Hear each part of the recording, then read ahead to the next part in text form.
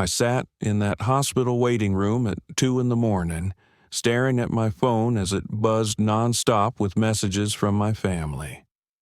My wife was in the emergency room fighting for her life, and all I could think about was the sound of their laughter echoing through those sterile hallways just hours before.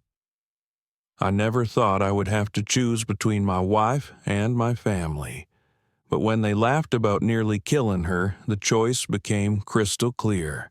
3 days ago, we were at my mother's 60th birthday party. Today, I'm sitting here wondering how people I loved my entire life could become strangers in a single moment. Before I tell you how a family tradition nearly destroyed everything I love, I would love to know where you are watching from. Drop your location in the comments below, and if you have ever had to set boundaries with family, hit that like button. Subscribe if you want to hear how this story ends, because trust me, you will not believe what happened next. Let me take you back to where this nightmare started 3 years ago at Thanksgiving dinner. I met Lauren 4 years ago at a coffee shop in Portland on a rainy Tuesday afternoon. She was a kindergarten teacher, the kind of person who lights up when talking about her students, who remembers every child's favorite color and their fears. She had this gentle way about her, soft-spoken but incredibly strong underneath. We got married 2 years later in a small ceremony by the coast, just close friends and family. We were planning to start a family soon, maybe buy a house with a backyard for the kids we dreamed about. Lauren was nothing like my family. Where they were loud and boisterous, she was calm and thoughtful. Where they craved attention and chaos, she found peace in quiet moments and genuine connection. I loved that about her. She balanced me in ways I did not even know I needed. Every morning, she would wake up early to make us breakfast, scrambled eggs with toast, and we would sit at our tiny kitchen table, talking about our dreams about the life we wanted to build together. My family was different. My father, Robert, was a retired engineer who believed toughness was the greatest virtue. My mother, Patricia, worked as a nurse for 30 years and had this clinical detachment even at home, like she was always assessing situations rather than feeling them. My older brother, Brandon, was an electrician, loud and confident, always the center of attention. My younger sister, Jessica, was in her junior year of college studying communications, and she idolized Brandon in every way. Growing up, we had this tradition they called prank wars. It started innocent enough when I was maybe 7 or 8, putting salt in the sugar bowl, hiding shoes before school. But it escalated over the years. Fake spiders in beds, hot sauce in drinks, so spicy you could not breathe, fake phone calls pretending someone was in an accident just to see the reaction. They thought it was hilarious. I grew up thinking this was normal, that families showed love through chaos and surprise. When Lauren first met them 3 years ago at Thanksgiving, I warned her. I told her about the pranks, tried to prepare her for their intensity. She smiled and said she could handle it, that she wanted to make a good impression. That first dinner, Brandon put salt in her coffee instead of sugar. I watched her take a sip, her face contorting slightly, but she smiled and drank it anyway, not wanting to seem rude or uptight. I saw the discomfort in her eyes, though. After we left, she was quiet in the car for a long time. I told my family that night through a text message. I wrote it clearly. Lauren is different. Please go easy on her. She's not used to this kind of thing. My mother responded with a thumbs-up emoji. Brandon sent back a laughing face and wrote, "We will be good, promise." But good for them meant something entirely different than what I hoped. Over the next 2 years, the pranks continued.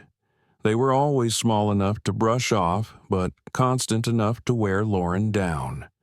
On my birthday last year, they pretended to forget entirely. No calls, no messages, nothing. Lauren spent the whole week before anxiously asking if I thought they were upset with her, if she had done something wrong.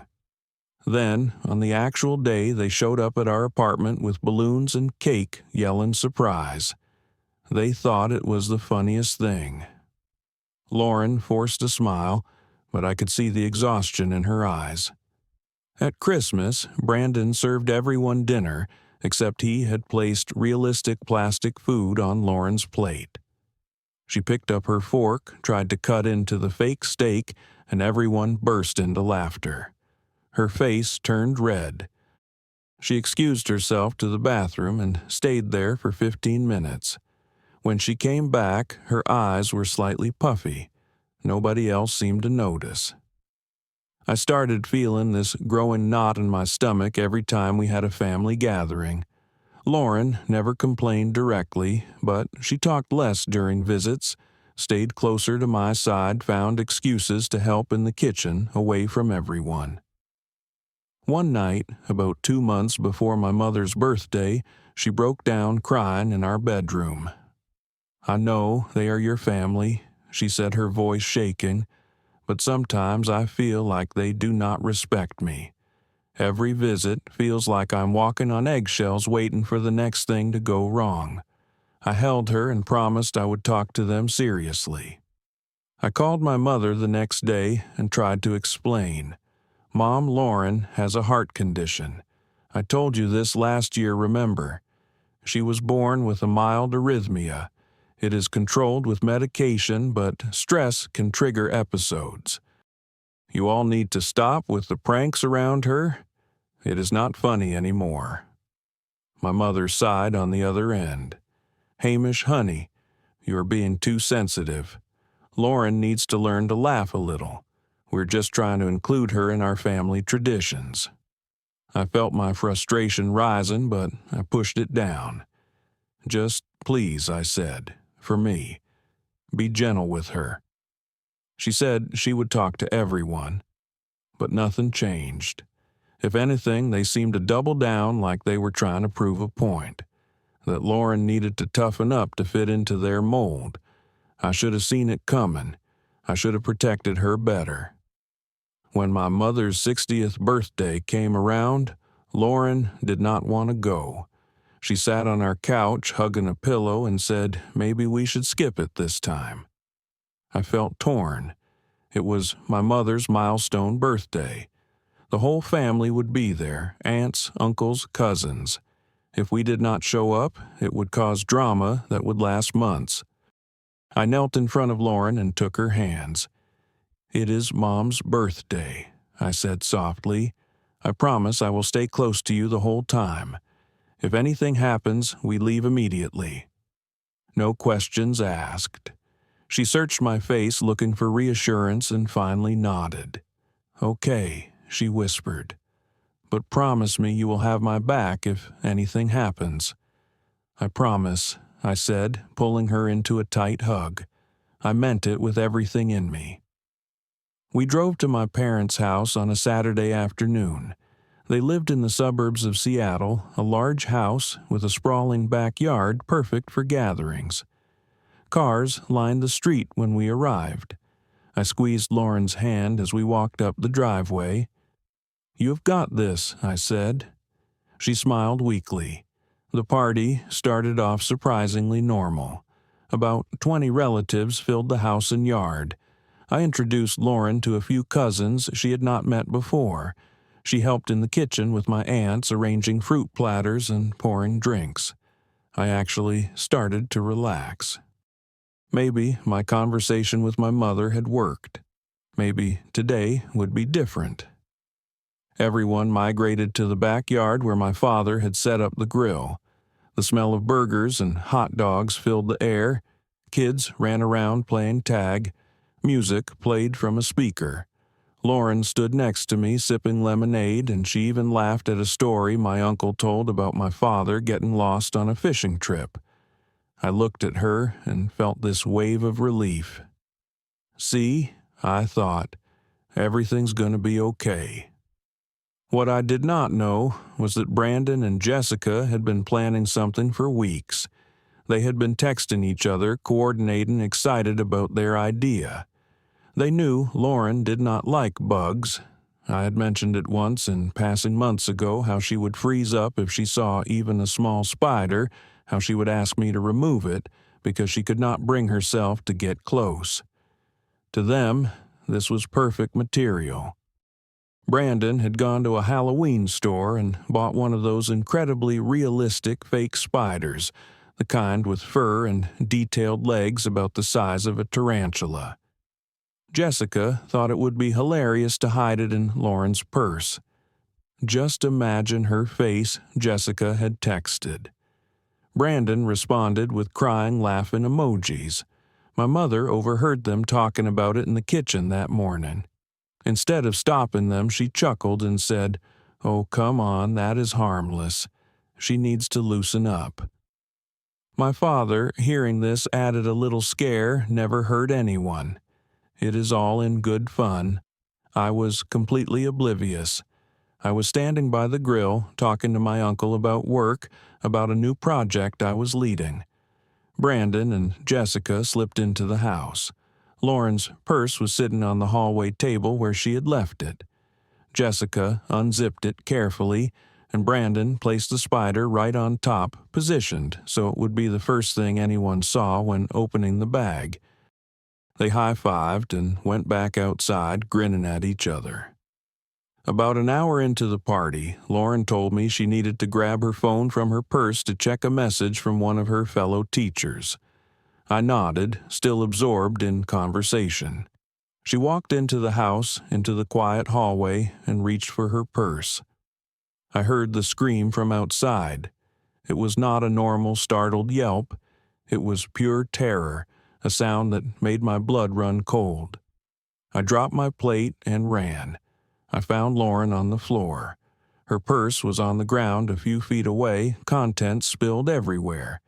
But what terrified me was Lauren herself. She was gasping for air, her hand clutched to her chest, her face pale and lips starting to turn blue. Her eyes were wide with panic and pain. "Lauren." I dropped to my knees beside her. "What is wrong? Talk to me." She could not speak. She was trying to breathe, but it was like her lungs would not cooperate. I had seen her have a mild episode once before, years ago, but nothing like this. I pulled out my phone and dialed 911 immediately. My family started pouring into the house, crowding around. "What happened?" someone asked. "Is she okay?" Brandon pushed through and saw the fake spider on the floor near the purse. His face went white. "Oh no," he muttered. "That was our prank." I looked up at him, my vision blurring with rage and fear. "What did you do?" I shouted. Jessica stepped forward, her voice shaky. "It was just a fake spider.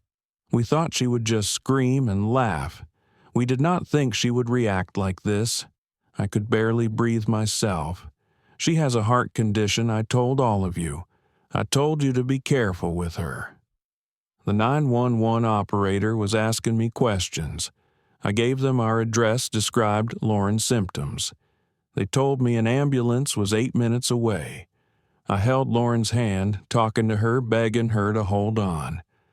"You're going to be okay. Help is coming. Just breathe. Please breathe." Those 8 minutes felt like hours. My family stood around uselessly. Nobody knew what to do. My mother, the nurse, did not even try to help. She just stood there with her hand over her mouth. Finally, I heard sirens. The paramedics rushed in, assessed Lauren quickly, and loaded her onto a stretcher. I climbed into the ambulance with her. As they closed the doors, I looked back at my family standing on the lawn. Brandon had his hands in his pockets. Jessica was crying. My parents looked uncomfortable. None of them looked sorry. They looked annoyed, inconvenienced. At the hospital, they rushed Lauren into the emergency room. A doctor came out after what felt like forever. "She is in critical condition," he said, his face serious. The stress triggered a severe arrhythmia. Her heart rate was dangerously irregular.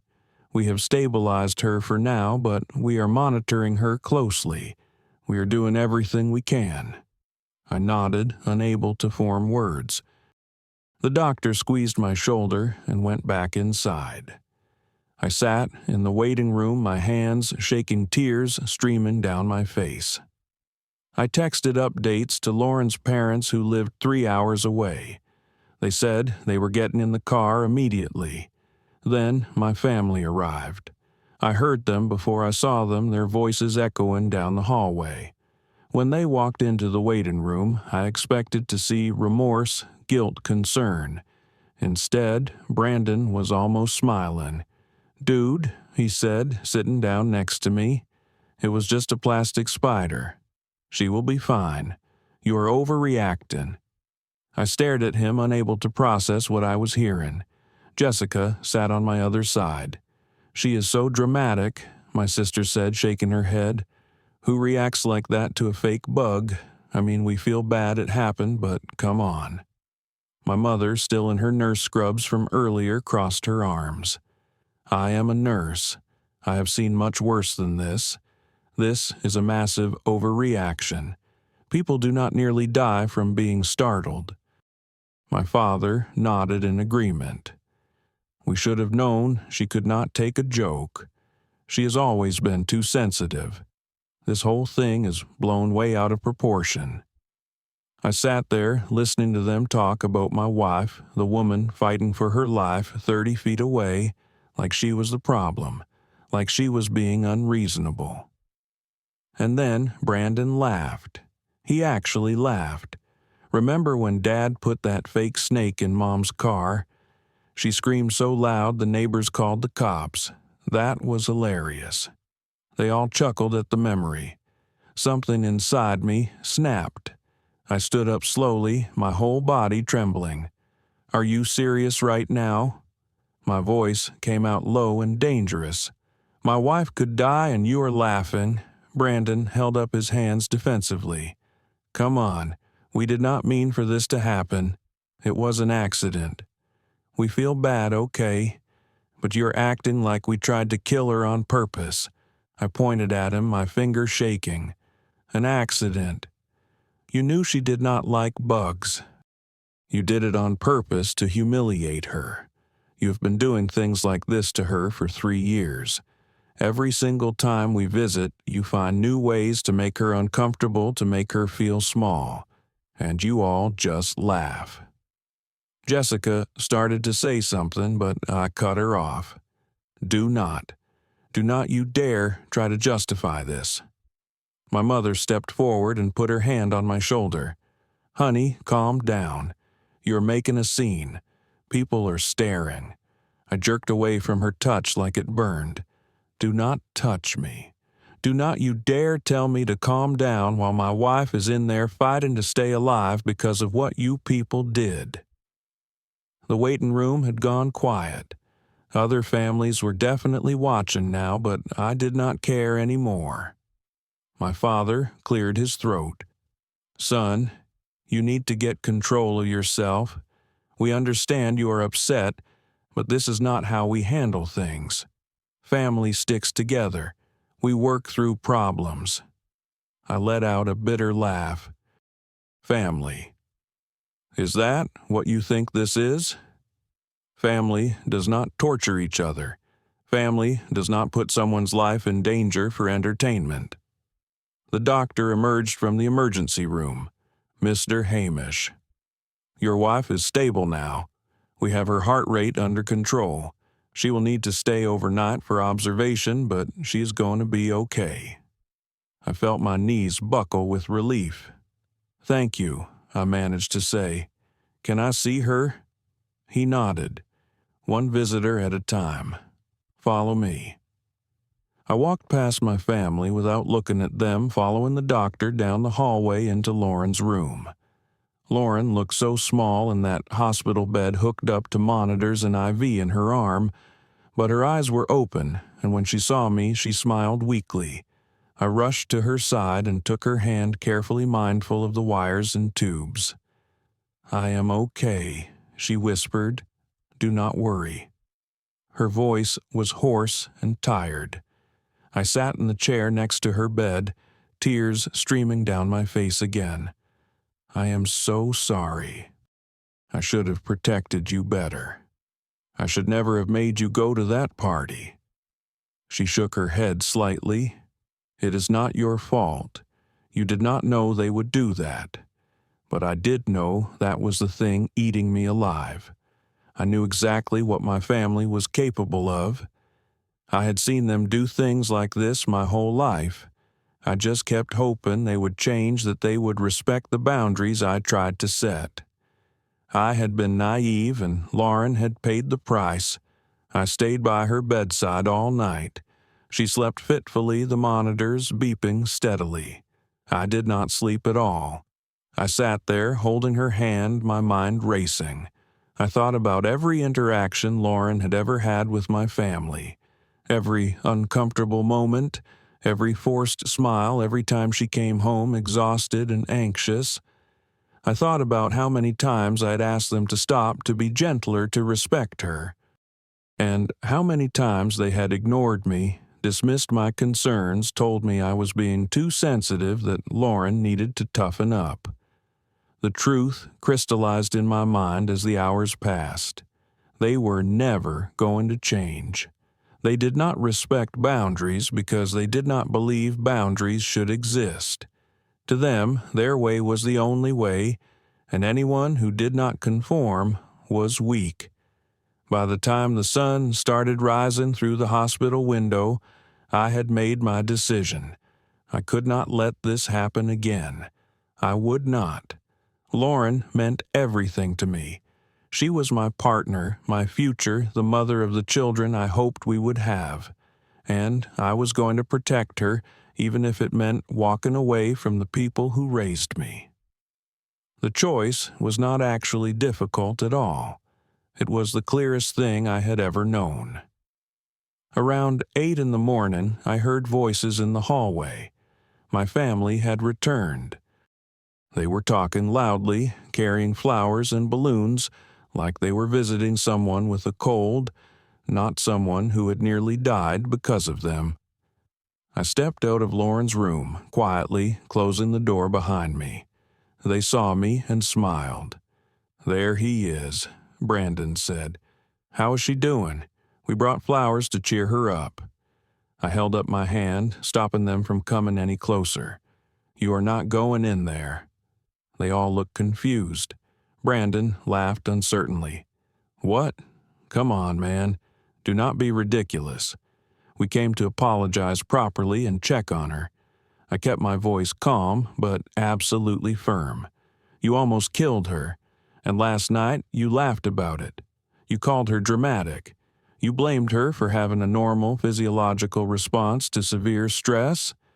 I do not want you near her ever again." The smiles faded. My father stepped forward, his expression hardening. "Son, you are upset. We understand that. But family is family. We work through things. We do not throw away relationships over misunderstandings." I looked at him steadily. This was not a misunderstanding. This was a pattern of behavior that I have asked you to stop repeatedly for 3 years. You did not care enough to listen. You did not care enough to remember that she has a heart condition, even though I told you. You cared more about your pranks, about your entertainment, than about her safety or comfort. Jessica was crying now, mascara running down her face. "We said we are sorry. What more do you want from us? We made a mistake. People make mistakes." I turned to her. "You are sorry now, but last night when it mattered, you were not sorry at all. You called her dramatic. You laughed. You acted like she was the problem for nearly dying. That is not a mistake. That is who you are, and I am done pretending it is okay." My mother tried a different approach, softening her voice. Hamish, honey, we are your family. We love you. We raised you. You cannot just throw us away over one incident. Lauren would not want this. Do not speak for my wife, I said sharply. You do not know what she wants. You have never cared enough to actually know her. And this is not one incident. This is 3 years of incidents of me begging you to treat her with basic respect and you ignoring me every single time. I pulled out my phone. Right there in front of them, I blocked each of their numbers. Brandon's name disappeared from my contacts. Then Jessica's, then my mother's, then my father's. They watched in shock. "What are you doing?" my father demanded. I looked up at them and I felt nothing but exhaustion. I am done. Do not call me. Do not text me. Do not come to my house. As of today, you are dead to me. The words hung in the air like smoke. My mother gasped. Brandon opened his mouth to argue, but no words came out. Jessica sobbed harder. I turned my back on them and walked into Lauren's room, closing the door firmly behind me. Through the small window, I could see them standing there frozen in disbelief. Then, slowly, they turned and walked away down the hallway. I never looked back. Lauren was awake. "Did you just—" she started to ask, her eyes wide. I nodded, sitting back down beside her. I did, and I would do it again 1,000 times. She started crying, but this time I knew it was not from pain. "I do not want to be the reason you lose your family," she said through her tears. I leaned forward and kissed her forehead gently. "You are not the reason. They are. I chose you, and I will choose you every single time." Over the next few days, as Lauren recovered and came home, my family tried everything to reach out. My mother sent a handwritten letter to our apartment pages, long apologizing and begging for another chance. I did not read past the first paragraph before putting it in the trash. Brandon showed up at our house one evening, knocking on the door for 10 minutes while I sat inside with Lauren holding her hand, not moving. Jessica sent emails, long explanations about how they really understood, now how they would change how they missed me. I set up an email filter to send anything from her address straight to spam. My father even called my boss, an old friend of his, asking him to talk some sense into me. My boss awkwardly brought it up over coffee one day. I told him firmly that it was not up for discussion and he never mentioned it again. I changed my phone number. I did not give the new one to anyone who might pass it along to my family. Lauren and I started looking for a new apartment, and within a month we had moved to a different neighborhood in Seattle. Not far, but far enough that random drop-bys would be impossible. The first few weeks were hard. I would see something that reminded me of my childhood of good memories with my family, and I would feel this ache in my chest. I missed my father teaching me how to fix cars in the garage. I missed my mother's Sunday pot roasts. I missed playing video games with Brandon late into the night when we were teenagers. But then I would come home and see Lauren see the way she could finally relax in our apartment without constantly looking over her shoulder, and I knew I had made the right choice. She started sleeping better. She laughed more. She stopped asking me if she had done something wrong every time my phone rang. Some people did not understand. A few mutual friends, some distant relatives, they would reach out and say things like, "They are your family, you should forgive them, or everyone makes mistakes, you're being too harsh."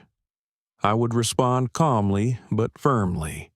Forgiveness does not mean allowing toxic people back into your life. I have forgiven them for my own peace, but I will not give them another chance to hurt us. Some people got it. Others thought I was being cruel.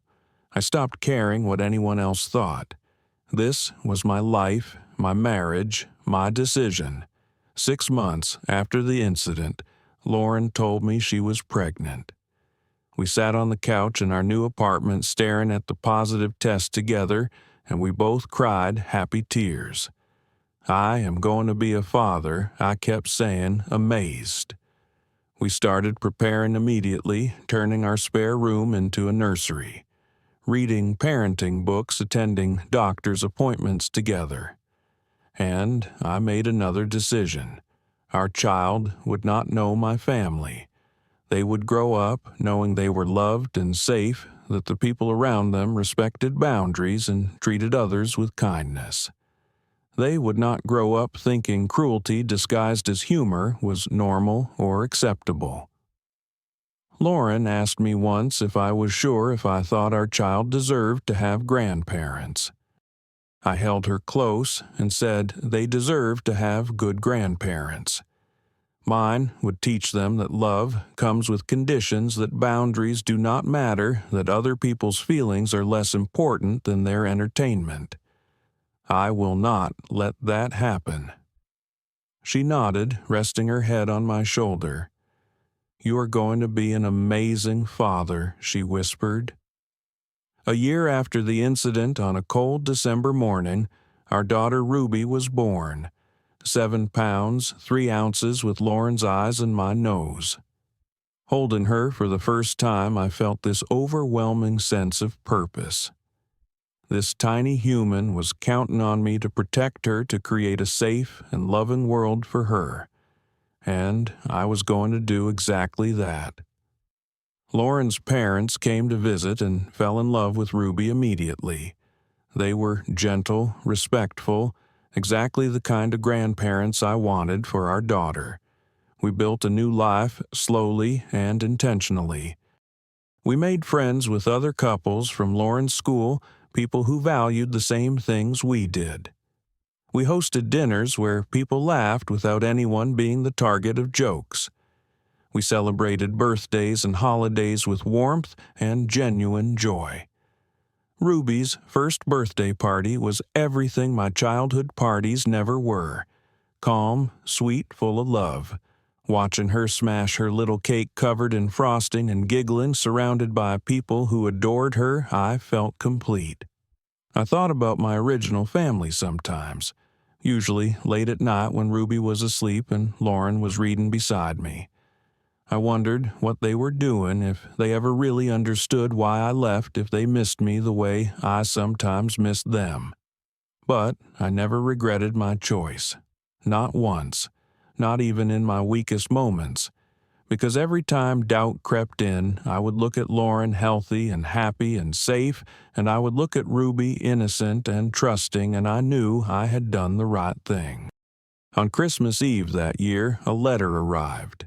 It was from my mother, but this one was different. There was no begging, no excuses, no attempts to manipulate. It simply said, I understand why you did what you did. I failed as a mother to protect Lauren. I failed to teach your siblings empathy and respect. I hope one day you can find peace even if we are not part of it. I love you, and I'm proud of the man you have become. I read it 3 times, sitting in our quiet living room while Lauren and Ruby napped upstairs. Tears ran down my face, not from sadness exactly, but from something more complicated. Lauren found me there an hour later. Are you going to reach out? She asked gently. I shook my head. Not now, maybe never, but I'm glad they finally understand. I folded the letter and put it in the drawer of my desk. I did not throw it away, but I did not respond either. Some bridges, once burned, should stay that way, not out of cruelty, but out of wisdom. That night, I sat in the nursery rocking chair with Ruby sleeping in my arms. The house was decorated with lights and a tree, and everything felt peaceful in a way I never experienced growing up. I thought about everything that had happened, about the journey that brought us here. I had learned that family is not just about blood. It is about respect, love, and safety. It is about people who make you feel valued and protected, not afraid and small.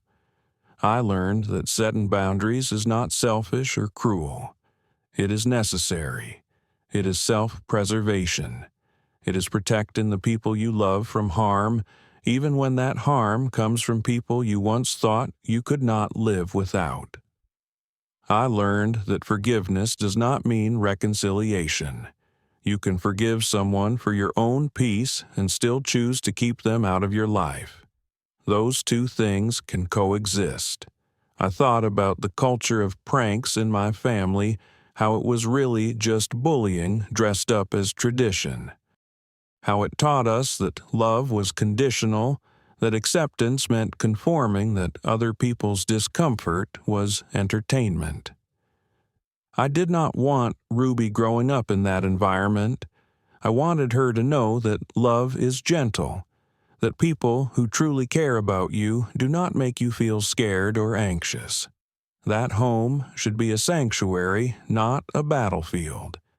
I wanted her to grow up strong and confident, knowing she has the right to walk away from anyone who makes her feel less than worthy of respect, even if they share her DNA. As Ruby stirred in my arms, her tiny hand gripping my finger, I made a silent promise to her. I will always choose your safety over tradition. I will always believe you when you tell me something or someone makes you uncomfortable. I will teach you that you deserve to be treated with kindness, and I will show you what that looks like by protecting you from anything less. I will never ask you to endure disrespect for the sake of keeping the peace.